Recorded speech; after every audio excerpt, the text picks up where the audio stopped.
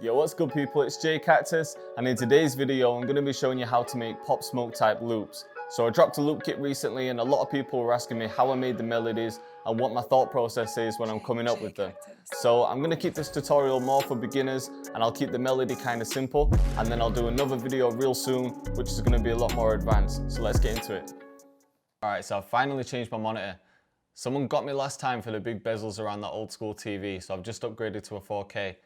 But if you were going to do that, I'd say don't, because when you get a 4K monitor, it messes with everything in FL. So all the third-party plugins that haven't really been created for 4K use, all the plugins were tiny, so I've had to play around with the settings and stretch certain things out. So if you see anything that looks a bit blurry, then that's why. It's just because I've had to play with some settings. But alright, so for this melody, I've been making a lot of drill melodies that have like choirs and strings in them recently. A lot of the ones in my pack were them kind of sounds, so that's what I'm going to go for today.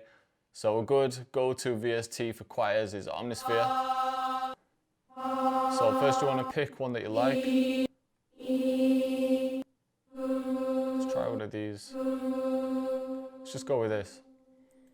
And then in the piano roll, sometimes I'll try and go by ear and I'll just turn highlighting off and just go with what sounds right. But when you're just getting started and your ear isn't really trained, sometimes you think it sounds good, but it doesn't.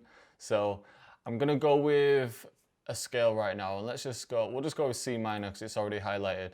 So my thought process when I'm making a melody is, I like to start with a chord first. Sometimes I'll start with the bass notes and just kind of work out where I wanna go and then build chords on top of it.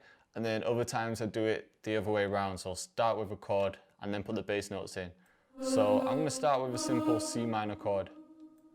And to get any minor chord, you're just going up 3, so 1, 2, 3, and then up 4. 1, 2, 3, 4. So this is a basic C minor chord. And then from here, you could keep building on it if you wanted to. So you could skip one of the highlighted notes and go to the next one. You just want to see what sounds right. Or you could do inversions, or both. So an inversion is, for example, if I highlight this C, I'm going to press Control and up and just bring it up an octave. So you can see it's gone from C5 to C6. So you just want to play around and find a chord that you like to start off with. So just put in like a basic chord, like a minor chord, and then make some inversions, add some notes on top of it until you get that first chord that you like the sound of. And then from here I can just click in other notes until I get that sound that I'm really looking for.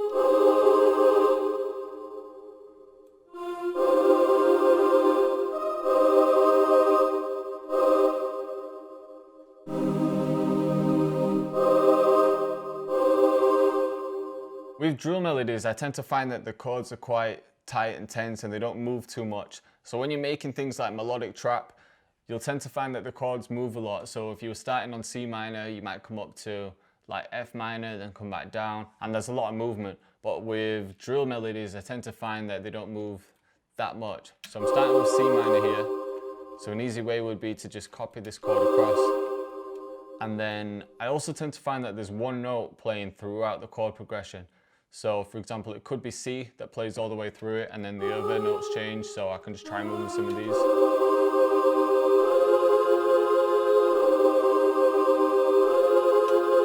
Just something like this. Try putting some other notes. So I kind of like how that goes down, so I might keep that at the end. And then for this one, let's try this.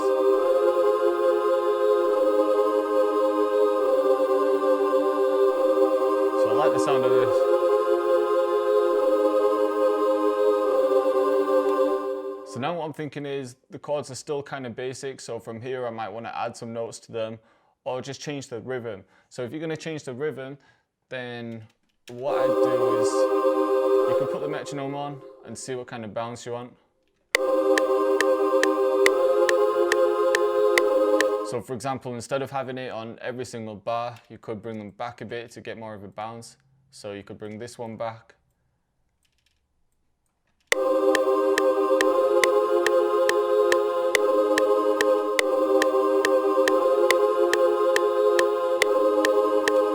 Same with this one, I could bring this one back.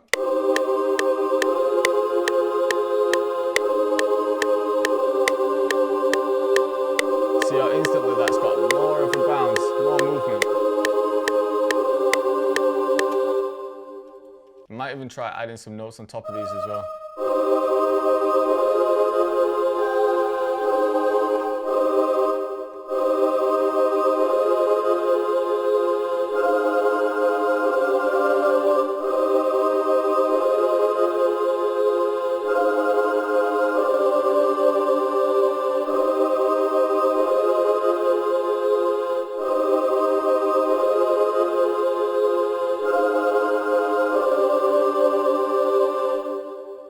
Right, so just play around at this stage, add some more notes in, find the sound that you like, and then roll with that. And then from here, I could press Control and B to copy it across. And then I want to add some variation, because if I'm just playing these 4 chords, it's going to get a bit repetitive, so I might change it in the second half.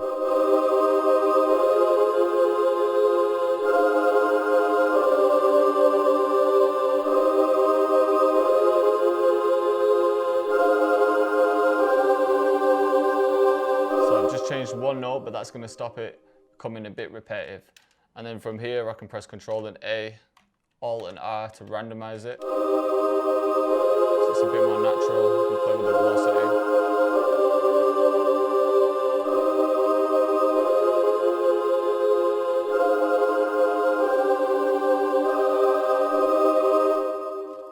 And then I'm thinking just one more note here.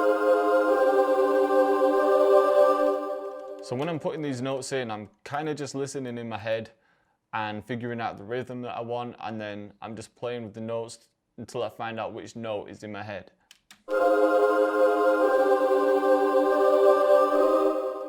So there's no set way that you need to make these melodies. You just need to try and imagine something in your head, try and think of the rhythm, try and even like hum it in your head, and then play around with the notes in the scale until you get the notes that you're thinking about in your head. So now that I've got this basic melody with the choir, I can start thinking about counter melodies, but I do want to try some effects on the choir. I might try things like reversing and gross beat, so I'll show you a few of my go-tos now. So if you just want to try reversing this full melody in one go, then you can link it to a mixer channel.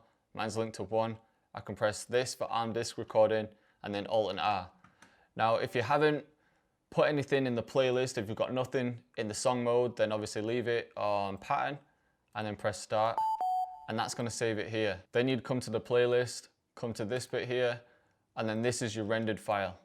So you basically just rendered that MIDI to a WAV file, and now you've got a bit more flexibility with it because you can change the pitch easy and you can select reverse, which I've done. So when it's on reverse, let's take a listen. So I'm not really feeling it reversed.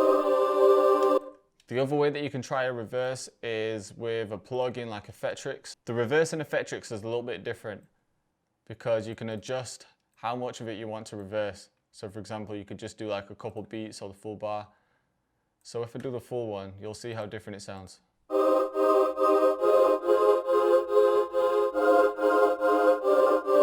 So yeah, that's got more of a bounce now.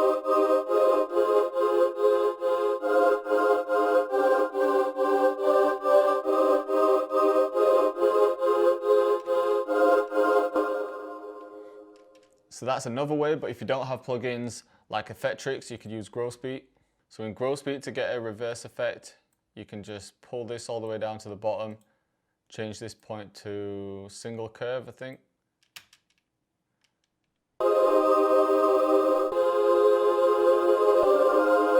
So it's a similar kind of thing, but I'm just not feeling reverse for this melody. You could also try halftime, which I kind of like, but I want to adjust the mix level because I think that will sound good just underneath it.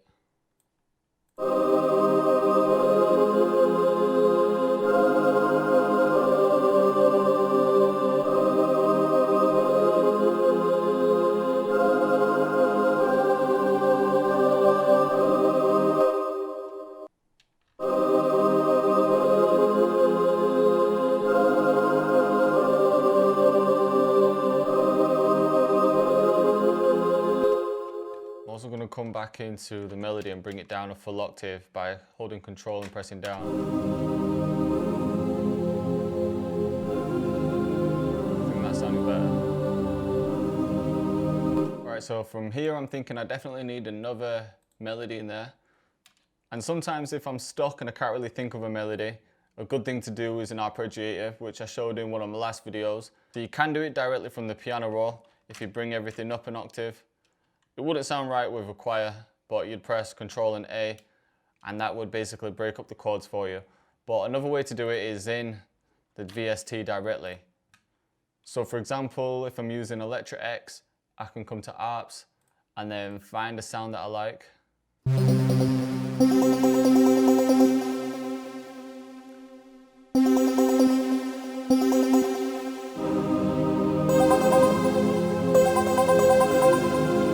So I'll find a sound that I like, kind of like this, but I want to slow it down. So I'm going to put halftime on the ARP and you'll see how this is going to sound. So I've got halftime in channel 2. I'm going to bring this to channel 2. And because the root note of the chords is C, I'm just going to have one note on C playing all the way through. But halftime is going to slow it down. Might bring it up one or two. Slowing down. And then with Electric X, it's usually layered with quite a few different synths. So that's what I was looking for. I didn't want that missing noise in the back.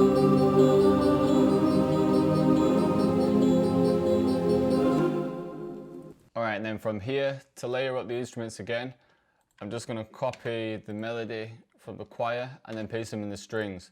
But I'm going to bring them up a couple octaves. Quite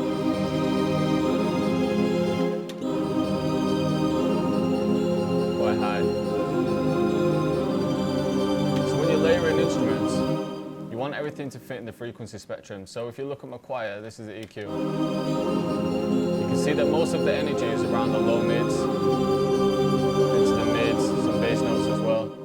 And then because I've pitched the choir up, this is going to fill up the top end of the spectrum.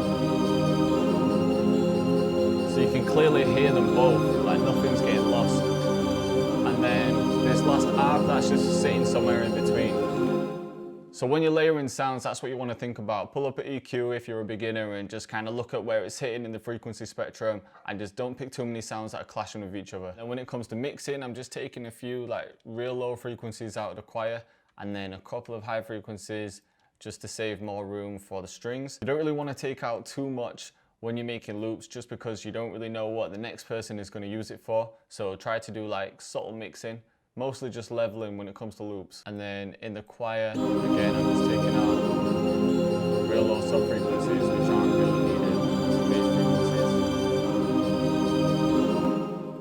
frequencies. So this is a real basic melody. I didn't want to overcomplicate it for this one, just because I am going to do a more advanced one soon.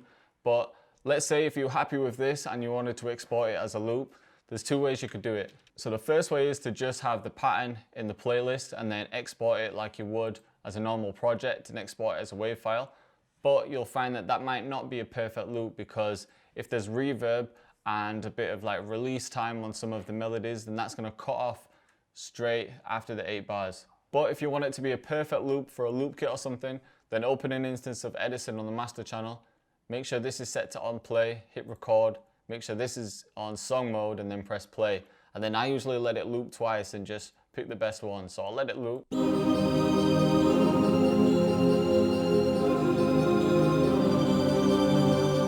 Alright, so that's recorded twice. You can see that one loop's here, another loop is here, and this is just the extra bit. So I'm going to double click on here first and press delete to get rid of that.